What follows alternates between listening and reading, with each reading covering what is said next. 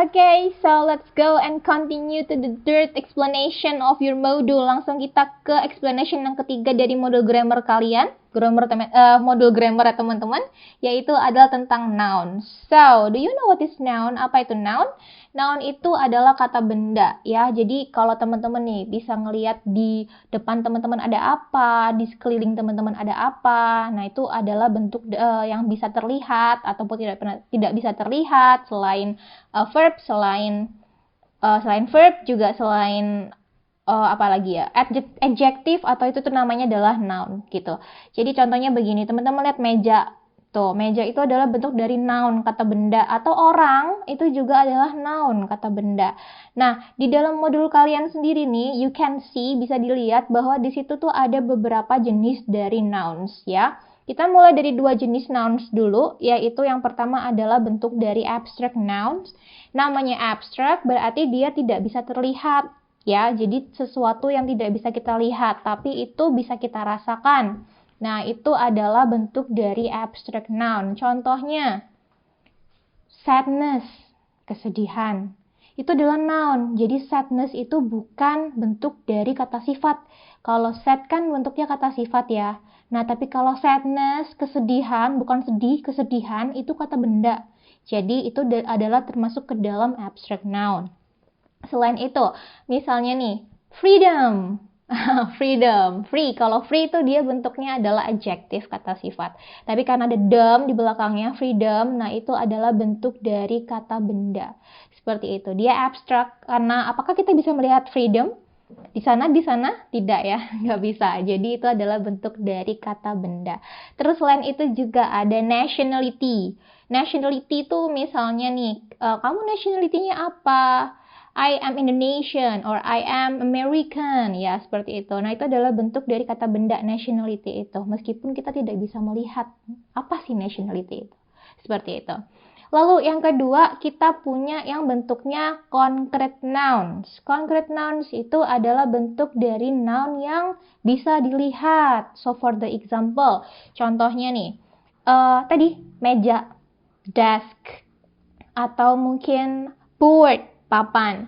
Or for the example, you see someone there, ngeliat seseorang di sana, itu juga bentuknya noun ya, seperti itu.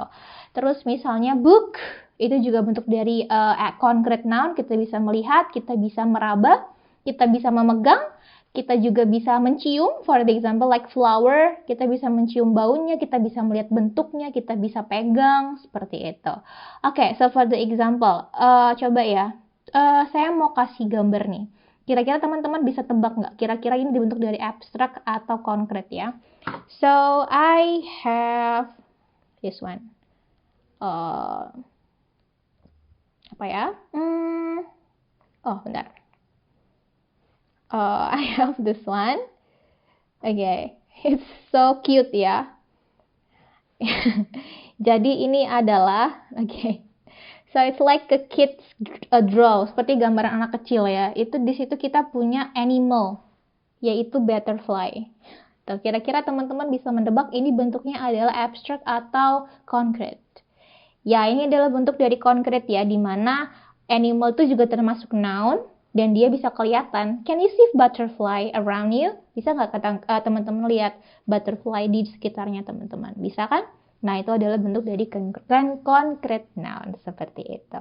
Oke, so I think it's clear ya, untuk abstract noun dan juga concrete noun. Yang membedakan hanya yang satu bisa diraba, bisa dipegang, bisa dicium baunya, bisa dilihat. Kalau yang satunya lagi tuh bisa dirasakan, tapi tidak bisa dilihat, tidak bisa diraba, seperti itu. Nah, terus nih ada additional information juga buat teman-teman selain tentang concrete dan juga abstract. Jadi, noun itu juga ada yang bentuknya plural. Jadi begini, maksudnya irregular ya. Jadi misalnya begini nih, teman-teman misalnya punya lebih dari satu barang. Misalnya, for the example, you have three iPhones. Banyak sekali iPhones-nya ya. Jadi you have 3 iPhones atau kita panggil dengan phones ya, handphone. Kalau kita bilang phones, udah jelas berarti handphonenya ada lebih dari satu kan? Nah, seperti itu. Gampang ya kalau begini. Tapi ketika teman-teman menemukan kata seperti ini, children.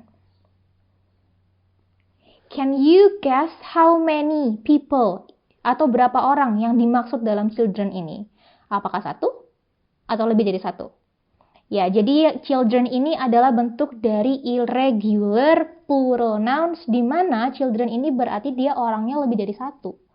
Nah, bagaimana bentuk singularnya? Yaitu adalah child. Gitu. Jadi kita nggak bisa nulis dia pakai child seperti ini ya. It's wrong, salah ya, incorrect, tidak benar. Jadi kita harus mengganti child s-nya ini dengan ren. Seperti itulah intinya. Nah, begitu. Jadi S-nya salah, kita gabung dengan children. Kita gabung dengan ren. Itu menandakan bahwa si child itu lebih dari satu, banyak. Misalnya teman-teman lihat di sekolah, you can see so many children ya, kids, banyak anak gitu. Berarti kita panggilnya children, not just child. Child itu buat satu orang. Nah, jangan takut, don't worry, on your module, di modulnya teman-teman sudah ada list beberapa dari bentuk irregular plural nouns-nya ya. Jadi you can see there, dihafalkan, dipahami dengan benar-benar, biar nanti ketika mau ngomong, ya, udah tahu. Oh, ini banyak berarti pakainya man atau man. Oh ya, satu lagi nih, ada yang menarik di sini. Sering sekali kita tuh suka bingung untuk memanggil nama ini. Ada yang suka Wonder Woman. Nah, woman. Terus ada lagi woman. So, what's the difference? Yang berbeda ya. Jadi, woman itu untuk satu orang. Jadi, Wonder Woman hanya ada satu. Makanya kita pakainya pakai A, woman gitu. Tapi kalau women, ya, women itu berarti dia lebih dari satu. Jadi, kalau kita dengar kata Wonder Woman, berarti Wonder Woman-nya itu banyak. Seperti itu. Don't worry, bisa lihat langsung di listnya. Di situ ada tabelnya, ada contohnya juga penggunaan dari irregular plural nouns. Seperti itu. Oke, so I think it's clear for nouns. Untuk lebih jelasnya, baca modulnya dan bisa dikerjakan praktisnya untuk mengetes seberapa jauh kalian sudah paham tentang si nouns ini. Oke, so kita lanjut ke video selanjutnya. Stay tuned.